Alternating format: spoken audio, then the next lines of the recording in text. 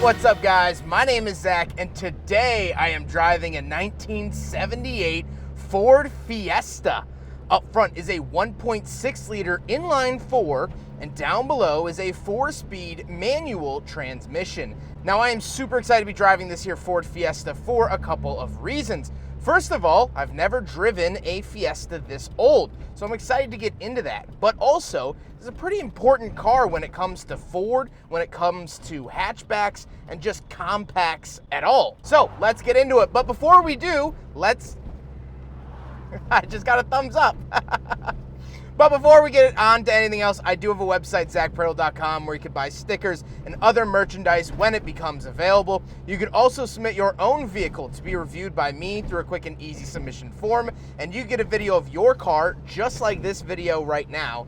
And you could read my behind-the-scenes blog to see what I'm filming before it comes out on the channel. But let's get back to that 1.6 liter under the hood. Well, it's called the cross-flow engine because in 1967, it got a cross-flow head design. But this is really based off of the Kent engine design from Ford that debuted all the way back in 1959. Which is pretty insane. Now, Fiestas of the same year in Europe actually got a different engine. And of course, this engine also got a catalytic converter and an air pump to meet California emissions regulations back in the late 70s. It is quite the entertaining little 4-cylinder, and I have to say it is a bunch of fun. All right, second gear.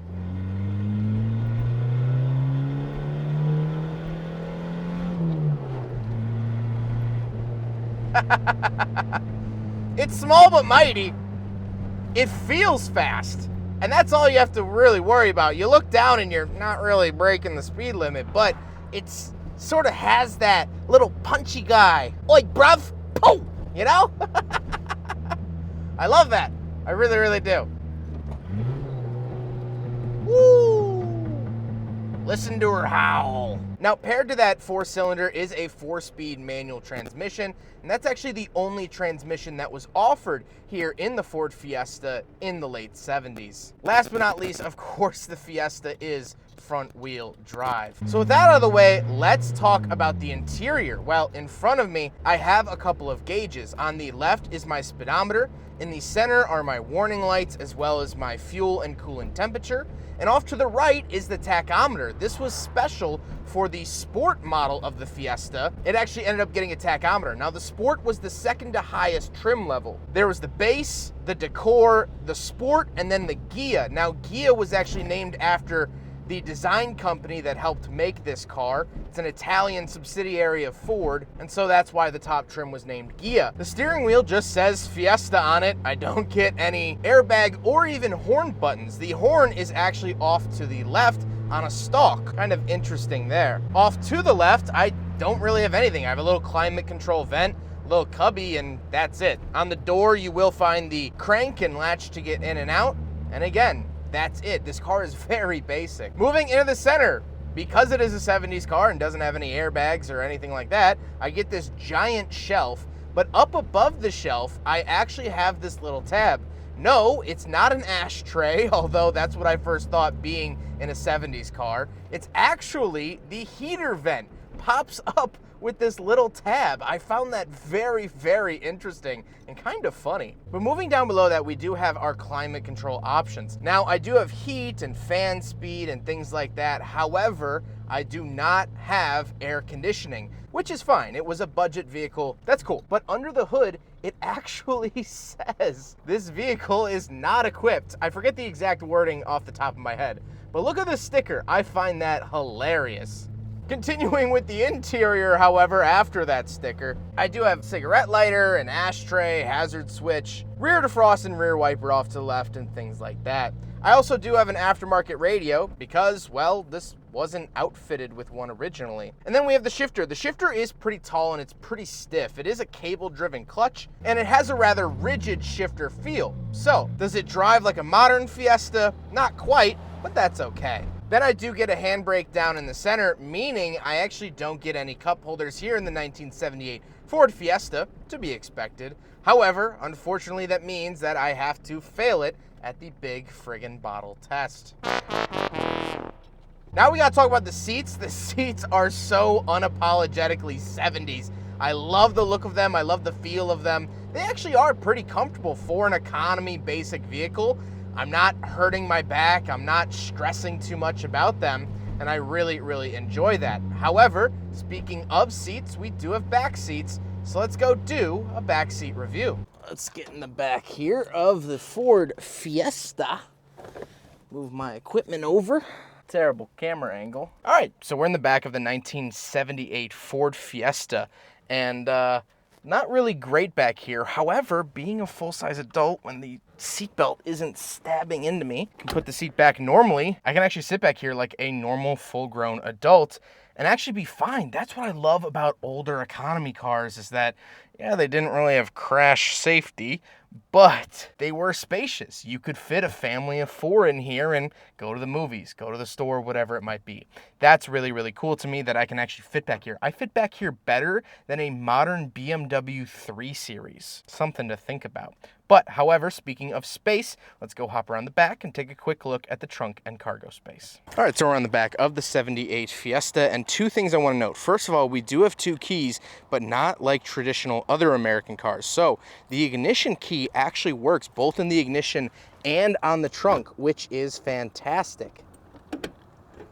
This other key is actually for the locking fuel door. Again, this is a fuel crisis vehicle, so locking fuel door with a separate key. Pretty cool.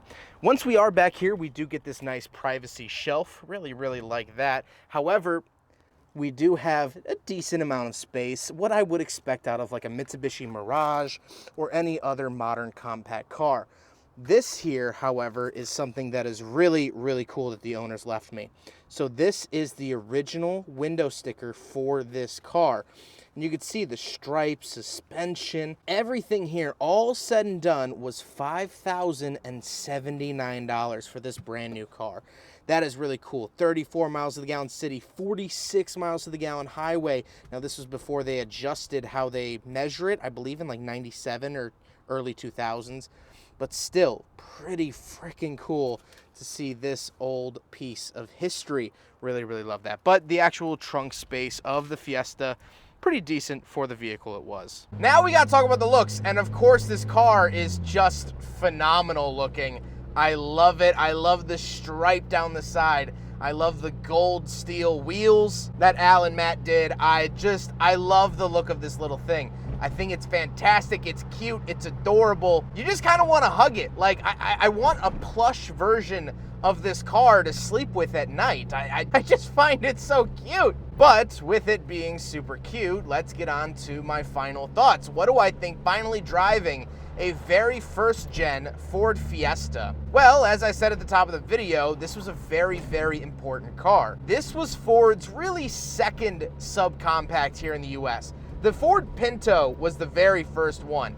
That was Ford testing the waters during the oil crisis. But this was a direct response from the oil crisis. Ford needed something small, efficient, and affordable. And so where did they look?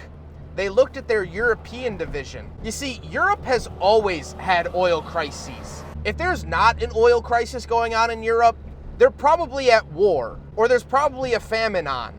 That's it. It's one of the 3 things that's going on over in Europe. Either a war, a famine, or an oil crisis. And those oil crises date all the way back to the 50s. That's why we got vehicles like the Mini Cooper, the original. Europe has always done small engines. And so when us Yankees needed small engine little cars, we turned to Europe. This was concocted by Ford of Europe, and it was Ford's second attempt at a small car here in the United States. Because look at the other Fords that I've reviewed from this era. Look at this same year Lincoln Town Car. Look at how massive it is. Look at just a couple years later the Ford LTD, the 1982 that I did. Look at how massive it is. American-made cars in the 70s were still huge, but that quickly became unnecessary and an issue during the oil crisis. And even so, after this car came out in the late 70s, I've seen both 1977 and 1978 being the first model year. I'm not 100% sure which one, but let's just say late 70s,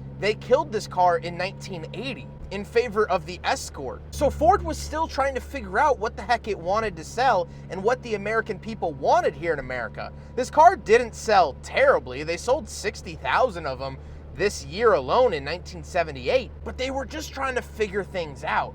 And I think that process of figuring things out is oftentimes overlooked in the automotive industry. Everyone expects car makers just to get it right the first try. Well, it's not always the case. And so the Pinto obviously had its own issues. And I'll get into that whenever I review one of those. But this was their second attempt. This was their sophomore release when it came to a small car. So it's very, very cool to me to be driving something that played such a huge role in Ford's development, pulling itself out of the oil crisis.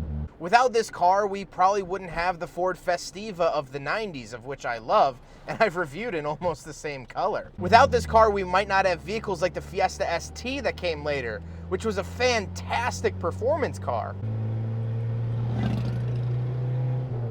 I don't know. All I know, though, is that guy on a motorcycle just gave me a nod. Someone else waved.